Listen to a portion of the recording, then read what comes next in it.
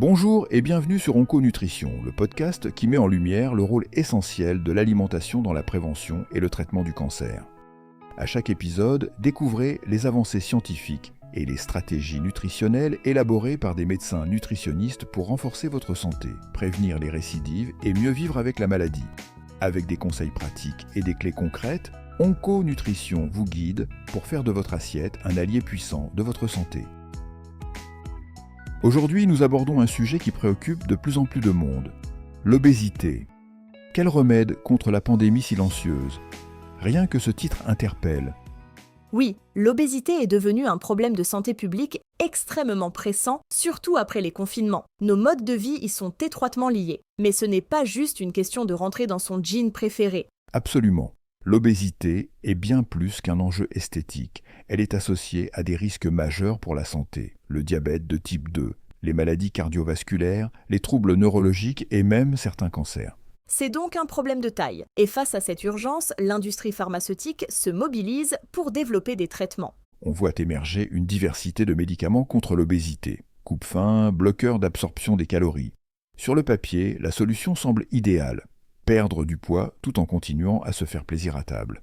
Mais où est le piège ? Eh bien, plusieurs de ces médicaments ont été retirés du marché à cause d'effets secondaires graves. Lesquels ?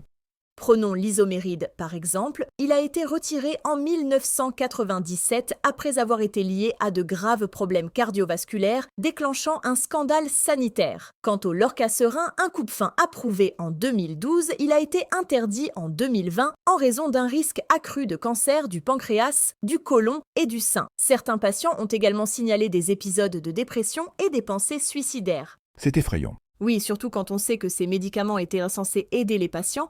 On peut donc oublier la solution miracle. Et les traitements actuels, sont-ils plus sûrs ? Il y a l'Orlistat qui bloque l'absorption des graisses, mais il provoque des désagréments digestifs. Comme quoi ? Des selles huileuses et des diarrhées incontrôlables. Charmant. Puis il y a la naltrexone, un médicament utilisé contre les addictions et l'obésité. Il agit sur les circuits cérébraux liés aux envies alimentaires, mais il peut aussi entraîner de la dépression et des pensées suicidaires. Encore un compromis sur sa santé. Et les médicaments de type GLP-1 ? Ces traitements imitent une hormone naturelle qui régule l'appétit et favorise la sensation de satiété. Ça semble prometteur. Y a-t-il des risques ? Oui, une perte de poids trop rapide peut provoquer une fonte musculaire et des études sur les souris ont montré un lien avec la pancréatite, des troubles thyroïdiens et même certains cancers. Ça devient inquiétant. Finalement, aucun traitement pharmaceutique n'est sans risque. C'est bien le problème, d'où l'intérêt d'explorer une approche différente. Une approche plus naturelle ? Exactement. Il existe 3 piliers essentiels, l'alimentation, la gestion du stress et l'activité physique. C'est une vision qui demande un vrai engagement personnel. Il n'y a pas de pilule magique. Certes, mais cette méthode fonctionne réellement lorsqu'elle est bien appliquée. L'alimentation joue un rôle essentiel. Privilégier les aliments bruts et non transformés. Limiter le sucre et opter pour des protéines de qualité ainsi que des bonnes graisses. Et en quoi cela aide-t-il à mieux gérer le poids ? Ces aliments procurent une satiété durable, stabilisent la glycémie et apportent des nutriments essentiels au métabolisme. Donc ce n'est pas une question de privation, mais plutôt de faire les bons choix. Exactement. Et la gestion du stress ? Le stress chronique augmente le cortisol qui stimule l'appétit et favorise le stockage des graisses, surtout au niveau abdominal. Ça explique beaucoup de choses. Comment peut-on réduire son stress ? L'entourage familial et amical joue un rôle primordial dans le bien-être. Les balades en pleine nature, une activité physique régulière et un sommeil de qualité sont essentiels pour équilibrer le métabolisme. Il est également possible de faire appel à des professionnels dont les techniques de gestion du stress peuvent s'adapter à la culture et aux besoins de chacun. D'ailleurs, un manque de sommeil élève le taux de cortisol, favorisant le stockage des graisses et compliquant la gestion du poids.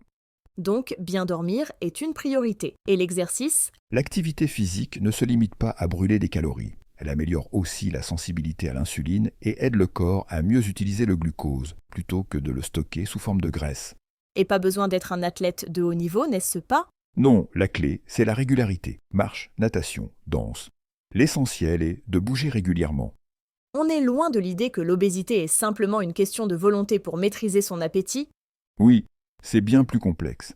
Mais c'est aussi rassurant de savoir qu'on peut agir en respectant son corps et en protégeant sa santé. Exactement. Et pour ceux qui veulent approfondir le sujet, le webinaire Onco-Nutrition, obésité, diabète, cancer, reprendre le contrôle de son métabolisme, animé par le docteur Gikossi Eleonore, explore en détail ces stratégies. Ça a l'air passionnant. Il met en lumière le rôle clé de la nutrition dans la prévention et la gestion des maladies chroniques. Le savoir, c'est le pouvoir.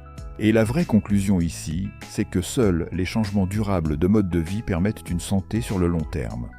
C'est un cheminement, pas une destination. Chaque petit pas compte. Exactement. Alors pourquoi ne pas commencer dès aujourd'hui ? Votre santé en vaut la peine. Merci de nous avoir écoutés. À bientôt.